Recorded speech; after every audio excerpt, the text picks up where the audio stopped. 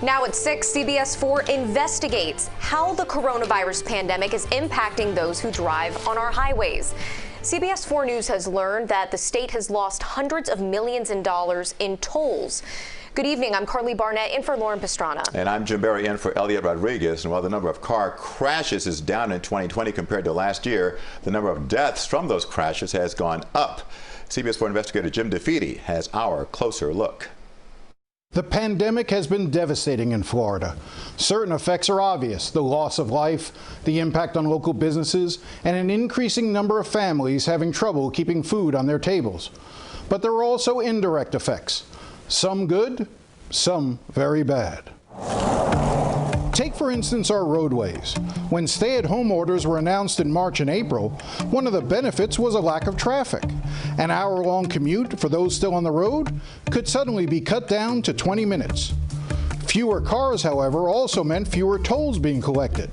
A CBS Miami analysis reveals the state has lost almost $200 million in tolls this year. Through a public records request, we obtained these revenue figures for Florida's Turnpike and Expressway system. Between March 1st and October 31st, 2019, the state collected $718 million in tolls. Now look at the same months for 2020, and you can see the sudden drop. The state collected just $529 million in tolls.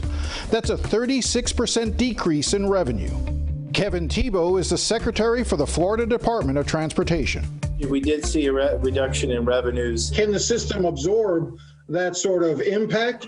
And does it have any immediate tangible effects? Are there projects that won't get done or will be delayed? Current contracts didn't get impacted. Really, the question becomes future contracts. We'll know that in the next several weeks when they get to the finalizing the work program. What had to shift from, let's say, a fiscal year 22 project to a fiscal year 23 project or whatever.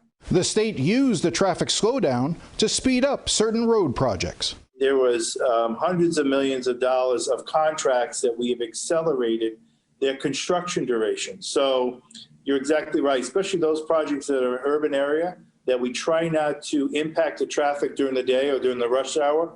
So we would do nighttime operations. We flipped them to daytime operations, which tends to be a little bit more productive.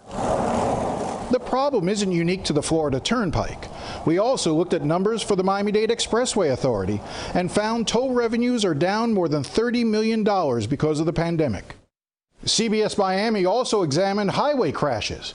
As you might imagine, fewer cars on the road meant fewer accidents. But there is a twist. In 2019, between March 1st and November 30th, there were slightly more than 300,000 crashes across the state of Florida. But following the lockdowns in 2020, that number dropped to 237,000. That's a 21% decrease. In Miami-Dade and Broward, the drop in total accidents was even larger. Broward saw the total number of crashes drop from 41,000 in 2019 to 31,000 so far this year.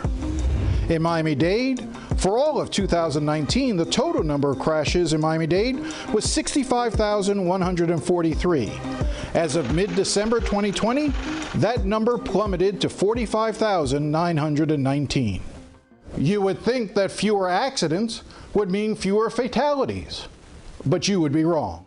In Miami-Dade, 298 people died in car accidents in all of 2019. But by early December, the number of people who died had already surpassed 300 in 2020. Why?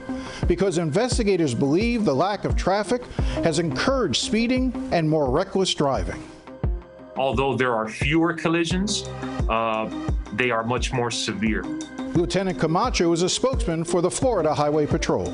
When you have open roadways coupled with people driving at a higher rate of speed, when you become involved in a collision at a higher rate of speed, the severity of injuries, if not fatal, obviously increase drastically. We all know, we've heard the phrase speed kills, and that's certainly a fact.